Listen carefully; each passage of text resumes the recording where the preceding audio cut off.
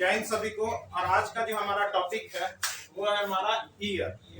Year मतलब कान। हमारा सबसे पहले सुनने का संवेदना जो हम लोग जो सुनते हैं वो हम लोग किसकी मदद से सुनते हैं? कान से सुनते हैं।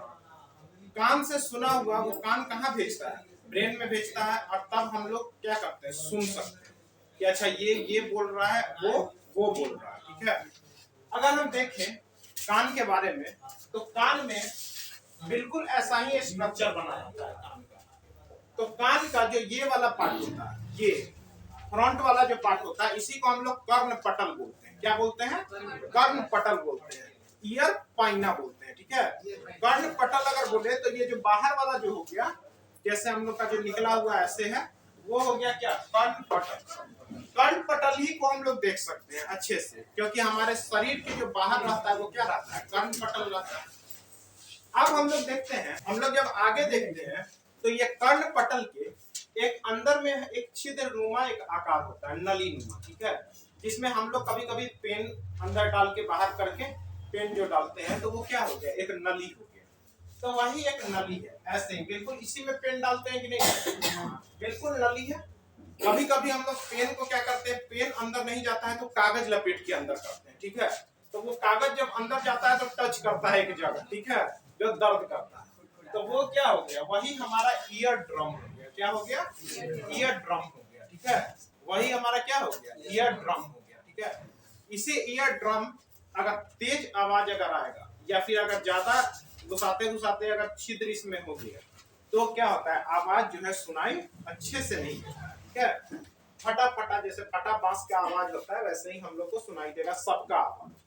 तो कर्ण पटल आगे वाला ये हो गया कर्ण नलिका। और कर्ण नलिका के जस्ट सटा हुआ क्या रहता है? Ear drum.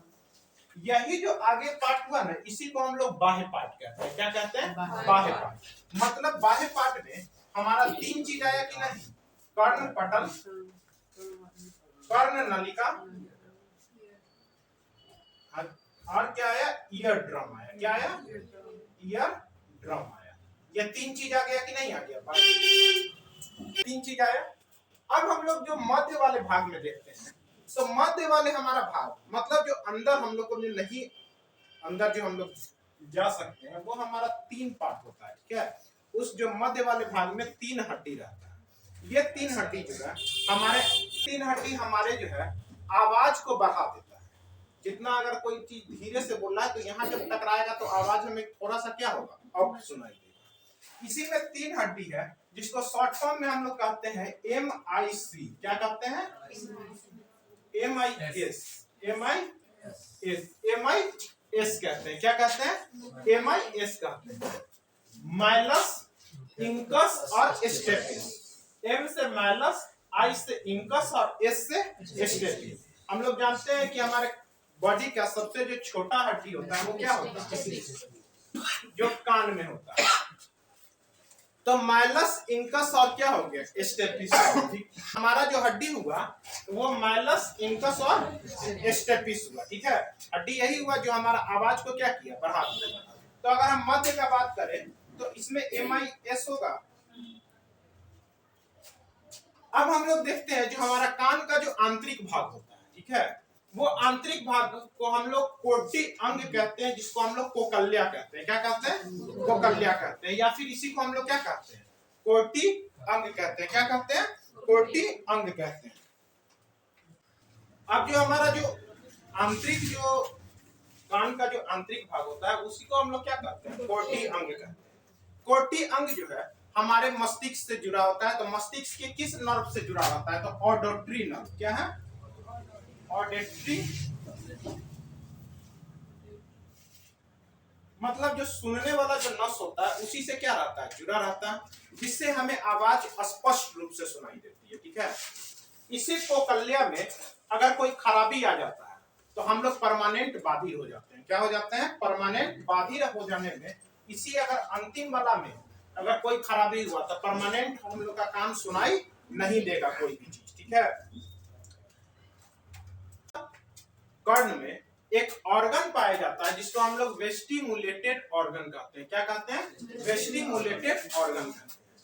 यह जो है आंतरिक भाग में होता है और यही हमारे शरीर को बैलेंस रखता है। अगर किसी के कान में खराबी हुआ तो वो अपने आप को बैलेंस नहीं कर पाएगा, मतलब उसका हमेशा ऐसे ऐसे वो हिलेगा, ठीक है, अपने शरीर को बैलेंस ही नहीं कर पाएगा। इसीलिए जैसे एक मेरा मित्र है, उनको ये प्रॉब्लम है, ठीक है, उनको अगर कस के अगर मार दीजिएगा कान पे तो उनको ये वाला ऑर्गन में प्रॉब्लम है, ठीक है, तो वो क्या चले जाएंगे, थरथराना शुरू करेंगे, ऐसे ऐसे, मतलब वो अपना शरीर को बैलेंस को क्या करेंगे, खो देंगे। तो इस शरीर का जो बैलेंस जो बनाता है वो कौन बनाता है, वेस्टिबुलेटेड अंग बनाता है। इसी में जो है अगर समस्या आ गई तो इसी में जो है डिग्निसेस नामक रोग हो जाता है। क्या हो जाता है, डिग्निसेस नामक रोग हो जाता है। और डिग्निसेस नामक जो रोग होता है इसी से हमें चक्कर आना शुरू होता है। क्या होता है, चक्कर आना शुरू हो जाता है। डिग्निसेस नामक रोग से ही चक्कर आना शुरू कर देगा और आप क्या हो जाइएगा, गिर जाइएगा।